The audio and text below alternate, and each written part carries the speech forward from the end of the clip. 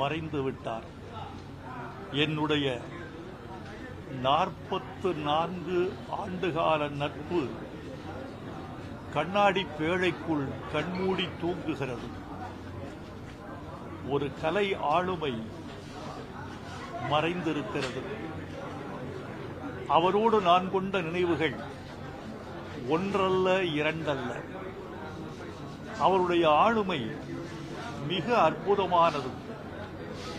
அந்த வெள்ளை உடை, புன்சிரிப்பு, குங்குமப் பொட்டு, கைகட்டி நிற்கும் அழகு, அதற்குள் இருந்த அடக்கம். சற்று நேரத்திற்கு முன்னால் ரஜினிகாந்த் அவர்களோடு பேசினேன். நீங்கள் எப்போது அஞ்சலி செலுத்த வருகிறீர்கள் என்று கேட்டேன். வந்து கொண்டிருக்கிறேன் என்று சொன்னார். அப்போது அவர் சொன்ன வார்த்தையை தான் ஏவிஎம் சரவணன் அவர்களுக்கு அஞ்சலியாக தெரிவிக்க ஆசைப்படுகிறேன். தி ஜென்டில்மேன் இந்த சினிமாவில் ஒரு கனவான் ஜென்டில்மேன் என்று அவர் சொன்னார். எனக்கும் அவருக்குமான நட்பு 44 ஆண்டுகள் பழமையானது. சிவப்பு மல்லி முதல் சிவாஜி வரை ஏவிஎம் நிறுவனத்தோடு எங்களை பயணப்பட வைத்தவர் அவர். ஏவிஎம் நிறுவனத்துக்கு அதிகமான பாடல் எழுதிய பாடலாசிரியன் நான் என்ற அருமையான பெருமையை எனக்கு தந்தவர் ஏவிஎம் சரவணன். அவர் நண்பராக இருந்தார், சகோதரராக இருந்தார், வழிகாட்டியாக இருந்தால். நான் திரையுலகத்திற்கு வந்தபொழுது மிக கோபக்காரனாக இருந்தேன். எதற்கும் பதில் சொல்லக்கூடிய முரட்டுத்தனம் எனக்கு இருந்தது. ஒரு நாள் தன் தனி அறைக்கு என்னை அழைத்து, இந்த கோபம், இந்த முரட்டுத்தனம் திரையுலகின் நீண்டகால பயணத்துக்கு ஆகாது.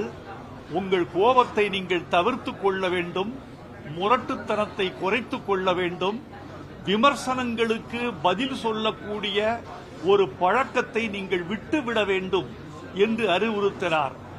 அதன் பிறகு எனக்கு நேர்ந்த வளர்ச்சி முக்கியமானது. ஒரு முக்கியமான பதிவை இந்த நேரத்தில் நான் பதிவிட வேண்டும் என்று ஆசைப்படுகிறேன். நான் நன்றி உள்ளவர் என்பதற்கும் அவர் எவ்வளவு பெரியவர் என்பதற்கும் ஒரு சம்பவம். முதலில் நான் வாகனம் வாங்குவதற்கு எனக்கு பொருள் உதவி செய்தவர் அவர். நான் ஈட்டிய பொருளோடு அவர் கொடுத்த பொருளை வைத்து நான் ஒரு கார் வாங்கினேன். காரை கொண்டு போய் அவரிடம் காட்டினேன். மகிழ்ச்சி என்று சொன்னவர் ஒரு வார்த்தை சொன்னார். அது ஒரு தத்துவம்.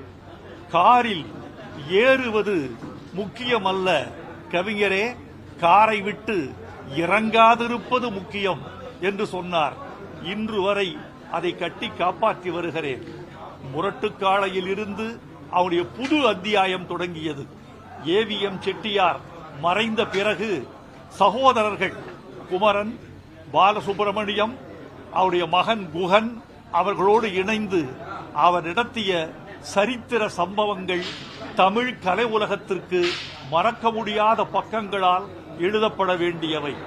ஒரு தயாரிப்பாளர் மறைந்து விட்டார் என்பதா, ஒரு கனவான் மறைந்து விட்டார் என்பதா, ஒரு சகோதரர் மறைந்து விட்டார் என்பதா, ஏவிஎம் சரவணன் என்ற பெயர் தமிழ் திரையுலகில் மறக்க முடியாத கல்வெட்டுகளில் எழுதக்கூடிய பெயராக இருக்கும்.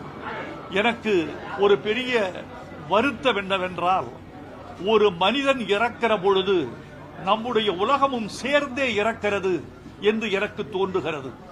என்னை பொறுத்தளவில் ஏவிஎம் சரவணன் இறந்த பொழுது சென்னை 26 எனக்கு இறந்து விட்டது என்றே தோன்றுகிறது. அவரது புகழ் வாழ்க, அவரது நினைவுகள் நீடு வாழ்க. அவர் விட்டுச் சென்ற நாகரிகம், பண்பாடு கலை உலகில் நீடு நிலவுக.